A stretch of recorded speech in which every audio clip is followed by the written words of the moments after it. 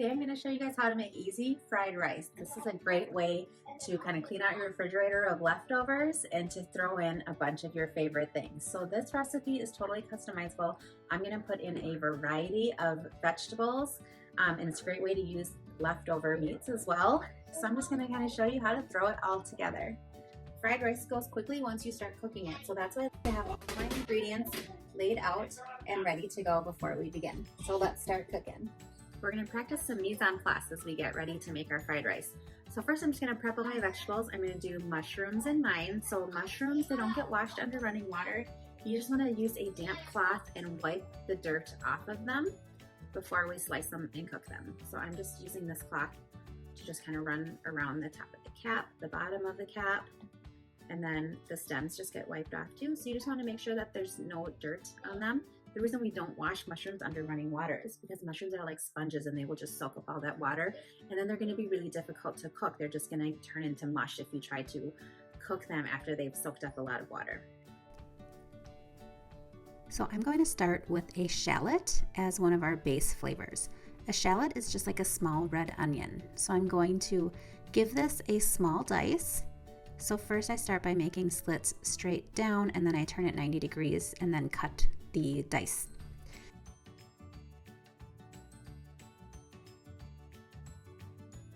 Next, I also want to add zucchini.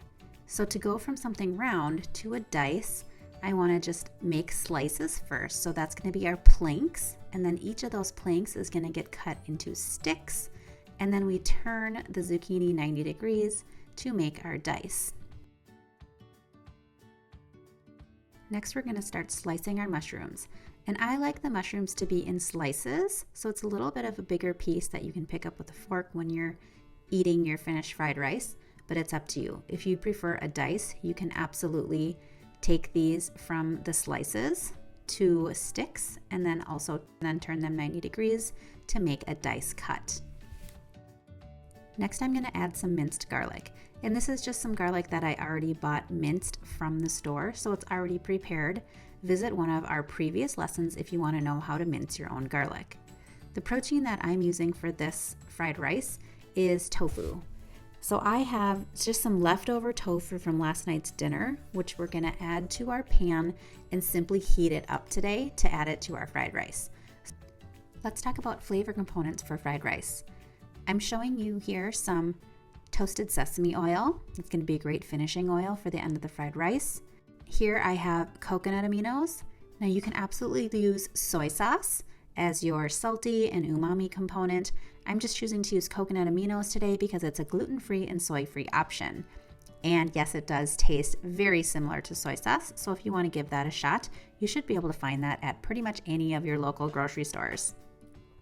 I also have an optional ingredient here, which is Chinese rice cooking wine. You can find this at some local grocery stores, otherwise definitely at an Asian grocery store. And this ingredient is optional because I know some people are a little apprehensive about cooking with wine, and that is totally okay, but it does add a nice depth of flavor if you are open to using it. The next onion component we're using is green onions. Now I have just some frozen green onions here that I pull out of my garden every summer. We always have an abundance at the end of the season, so I pull them all out of the garden. I wash them, slice them into circles, and then I freeze them so I can just pull out a little block of them as I need to cook throughout the rest of the year. The other thing I'm adding is frozen peas. Now I happen to love frozen peas. If you don't love frozen peas, you can just go ahead and skip that. Add in your other favorite vegetables. So let's get started on the stove. I'm going to preheat this pan over medium heat. I'm going to add a little bit of avocado oil. Once that heats up, I'm going to add in our minced garlic. Then we're going to also add in our diced shallot, and we're going to let those cook together and start building some flavor for our base. Then I'm going to go in with our mushrooms so they can start to cook and wilt down. Next, we're going to add in our diced zucchini. Now I want all these vegetables to go in so they could start cooking and getting a little bit of softness to them, but I also don't want to overcook them because I happen to like just a little bit of crunch and texture in my vegetables when I eat my fried rice. Next, I'm going to go in with frozen peas. These are just gonna start to defrost and warm through. Give those a nice stir so everything gets combined.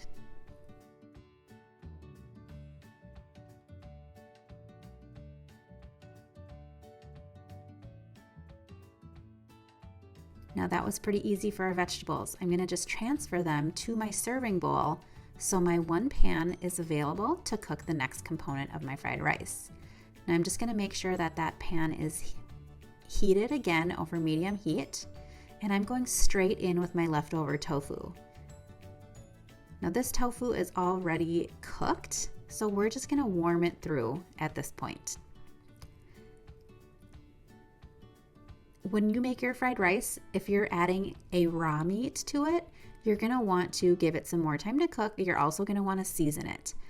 You can here add in your coconut aminos for the seasoning. You can also add a little sprinkle of salt or pepper. Now that this tofu is warmed through, I'm gonna move this over to join our vegetables in our serving dish, and I'm going to prep the pan to cook the next component.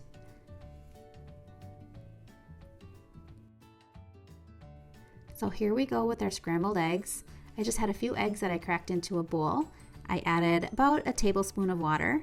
I'm gonna beat them to incorporate that water. That's gonna make me have nice fluffy eggs. And then I'm just gonna pour them into this pan. I'm gonna work the eggs by pushing from the edge to the center all the way around.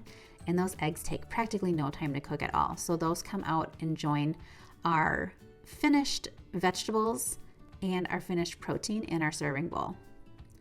And the last component that we're gonna cook is our rice. Now this rice is already cooked, so we're really just warming it through. This is a great way to use leftover rice from the night before, because you don't want it to necessarily come straight out of a rice cooker or be hot, because then your fried rice is gonna be very sticky.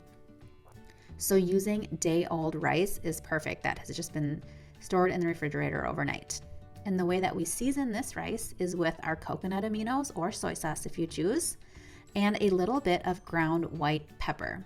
Now, I do prefer white pepper in this recipe versus black pepper just because it has a finer texture.